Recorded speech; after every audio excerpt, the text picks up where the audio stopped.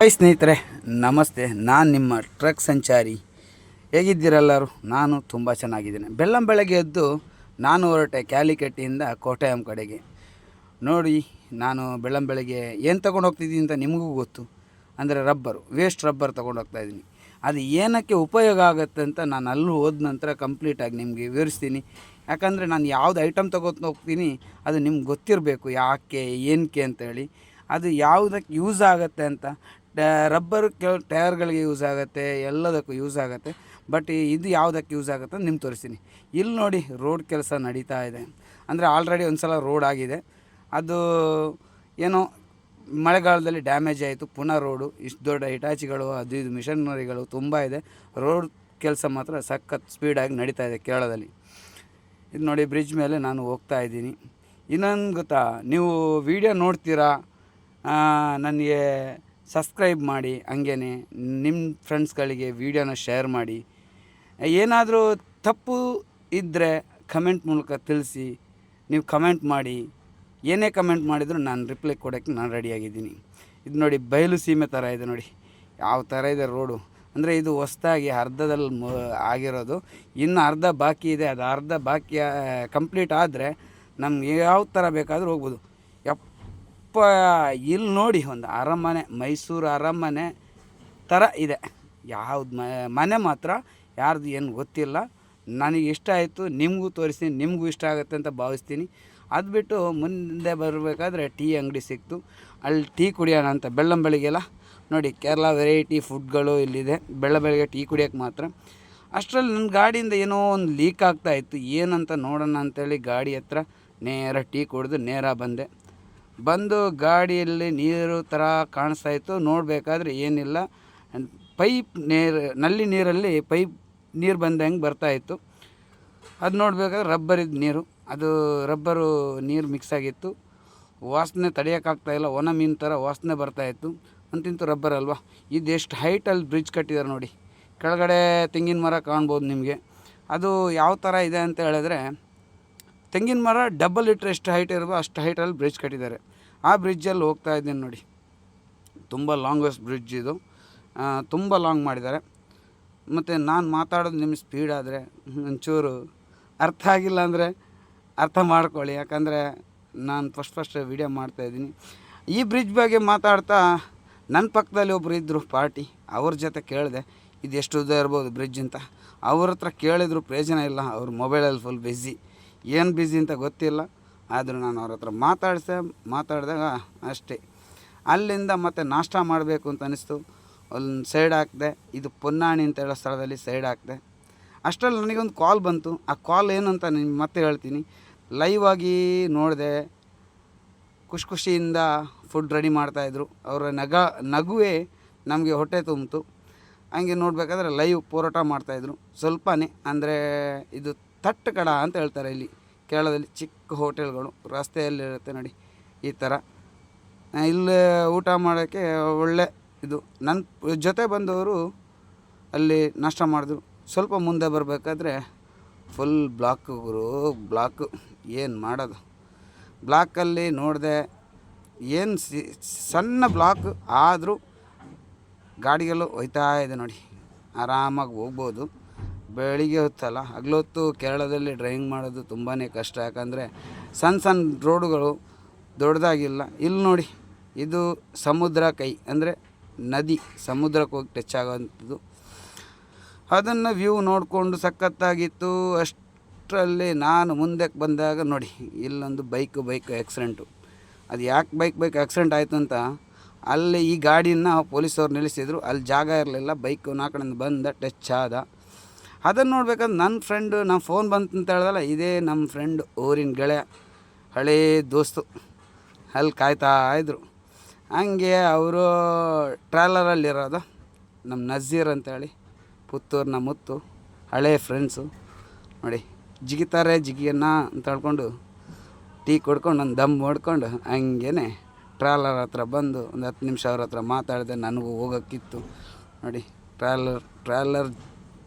Trawler ಹೆಂಗಿದೆ. ಅವರಿಗೆ ಟಾಟಾ ಬಾಯ್ ಅಂತ ಹೇಳ್ಕೊಂಡು ಮುಂದಕ್ಕೆ ಹೋದೆ. ಅವರು ಕೂಡ ಟಾಟಾ ಅಂತ ಹೇಳಿದ್ರು. ಅಲ್ಲಿಂದ ಇದೊಂದು ಚರ್ಚ್ ಹತ್ರ ಬಂದಿನಿ.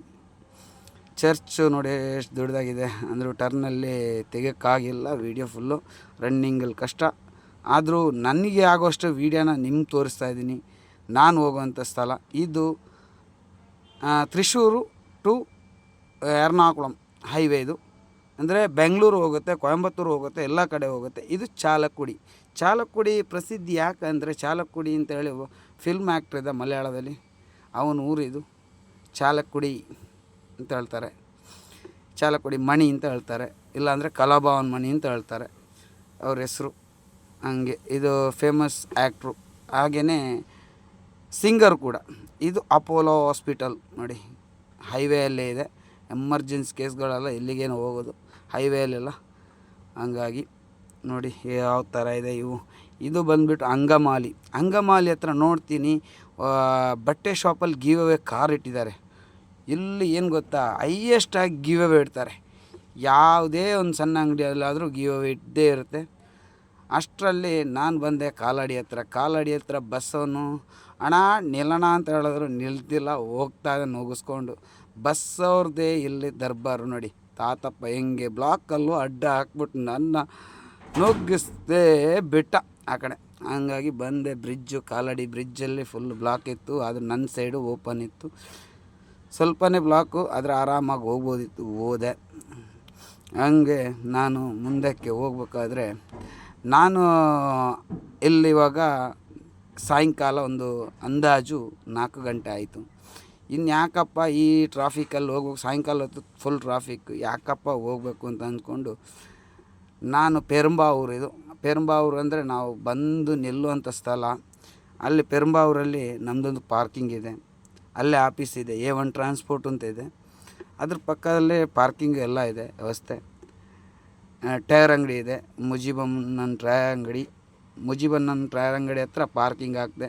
ನೋಡಬೇಕಾದ್ರೆ ದಾವಣಗೆರೆ ನಮ್ಮ K27 ಗಾಡಿಗಳು ಮೆನ್ಸ್ ತಂದು ಅಲ್ಲಿ ನಿಂತಿತ್ತು. ಎಲ್ಲ ಮೆನ್ಸ್ ಸೀಸನಲ್ಲಿ ಮೆನ್ಸ್ ತರೋದು. ರಫೀಕು, ಅಮ್ಜದು ಎಲ್ಲ ಇದ್ದರು. ಅದರಲ್ಲಿ ಅಡುಗೆ ಮಾಡ್ತಾಯಿದ್ರು. ಅಣ್ಣವು ನನಗೇನಾದರೂ ಮಾಡಿದ್ಯಾ ಅಂತ ಕೇಳಿದೆ. ಬಾರಣ ನಿನಗೂ ಊಟ ಕೊಡ್ತೀನಿ ಅಂತ ಹೇಳಿದ್ರು. ನಾನು ಅವ್ರು ಅಡುಗೆ ಮಾಡ್ದನ್ನು ನೋಡಿ ಯಾವ ಥರ ಮಾಡ್ತಾರೆ. ಗಾಡಿ ಒಳಗಡೆ ಆರಾಮಾಗಿ ಬಿಸಿಲು ಇಲ್ಲ ಏನೋ, ಅವ್ರಿಗೆ ಮಾತ್ರ ಬೆವರು ಬರ್ತಾಯಿತ್ತು. ಹಂಗೇ ರಫೀಕ್ ಹತ್ರ ಬಡಾಯಿ ಬಿಟ್ಕೊಂಡು ಅಲ್ಲೇ ಮಾತಾಡ್ಕೊಂಡು ಪಕ್ಕದಲ್ಲಿದ್ದ ಅವ್ರನ್ನು ಕರೆದು ಅವ್ರು ನೋಡಿ ಏನೋ ಡಿಸ್ಕಷನ್ ಮಾಡ್ತಾಯಿದ್ರು. ಅದ್ರ ಮಧ್ಯೆ ನಾನು ಕರೆದೆ. ಟಾಟಾ ಅಂತ ಹೇಳಿದ್ರು. ಟಾಟಾ ಅಂತ ಹೇಳೋದು ನೋಡಿ. ಕರೆದಾಗ ನೋಡಿ ಟಾಟಾ, ಹಾಂ ಇರಲಿ ಆಗಲಿ, ಒಳ್ಳೇದಾಗಲಿ, ದೇವ್ರು ಒಳ್ಳೇದು ಮಾಡಲಿ ಅಂತ ಹೇಳಿದ್ರು. ಹಂಗೇ ಸಾಯಂಕಾಲ ಆಯಿತು, ನೈಟ್ ಆಗ್ತಾ ಬಂತು ನೋಡಿ. ವಾತಾವರಣ ಹೆಂಗೆ ಚೇಂಜ್ ಆಯಿತು, ನೈಟ್ ಆಗ್ತಾ ಬಂತು. ಹಂಗೇ ನೈಟು ಒಂದು 10 ಗಂಟೆ ಅಂದಾಜಿಗೆ ನಾನು ಬಿಟ್ಟೆ.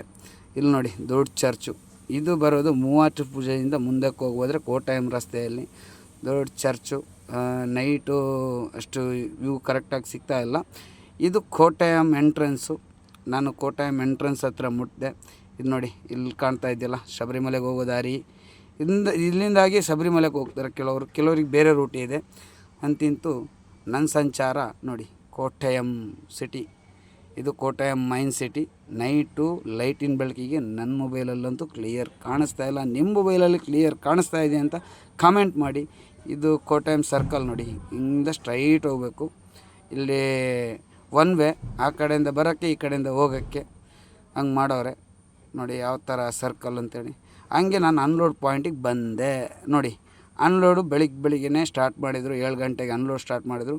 ಇದು ಏನಕ್ಕಪ್ಪ ಈ ರಬ್ಬರ್ ತಂದವ್ರೆ ಅಂತ ನೋಡಿದರೆ ಫ್ಯಾಕ್ಟ್ರಿ ಒಳಗಡೆ ವೀಡಿಯೋ ಮಾಡೋಕ್ಕೆ ಬಿಟ್ಟಿಲ್ಲ ಅಂದರು. ನಾವು ಕಾಲು ಅಡಿಗೆ ಹಾಕ್ತೀವಲ್ಲ ಮ್ಯಾಟಿ, ಗಾಡಿ ಅಡಿ ಹಾಕ್ತೀವಿ ಮ್ಯಾಟಿ ರೆಡಿ ಆಗ್ತದೆ ಈ ರಬ್ಬರು ಅನ್ಲೋಡ್ ಆಯಿತು. ಹಂಗೆ ನೇರ ಬಂದೆ. ವಾಸನೆ ತಡೆಯೋಕ್ಕೆ ಸಖತ್ತಾಗಿ ವಾಸನೆ ಆಯ್ತು ನೋಡಿ. ಹೆಂಗಿತ್ತೆ ಗಾಡಿ, ಫುಲ್ ಗಲೀಜಾಗಿತ್ತು. ಹಂಗೆ ಗಾಡಿ ವಾಶಿಗಿಟ್ಟಾಗ ನನಗೆ ಕಾಲ್ ಬಂತು, ಲೋಡ್ ಇದೆ ಅಂಥೇಳಿ. ಅವ್ರ ಹತ್ರ ಜಲ್ದಿ ವಾಶ್ ಮಾಡಿಸ್ಕೊಂಡು ನೆಕ್ಸ್ಟ್ ಲೋಡ್ಗೆ ಹೋಗ್ತಾಯಿದ್ದೀನಿ. ಹಂಗೇ ವೀಡಿಯೋ ನೋಡಿಬಿಟ್ಟು ಕಮೆಂಟ್ ಹಾಕಿ, ಲೈಕ್ ಮಾಡಿ, ಶೇರ್ ಮಾಡಿ. ನೆಕ್ಸ್ಟ್ ವೀಡಿಯೋದಲ್ಲಿ ನಿಮ್ಮ ಮುಂದೆ ಬರ್ತೀನಿ. ಟಾಟಾ ಬಾಯ್ ಅಂತ ಹೇಳ್ಕೊಂಡು ನಾನು ಹೊರಟೆ ಲೋಡಿಗೆ.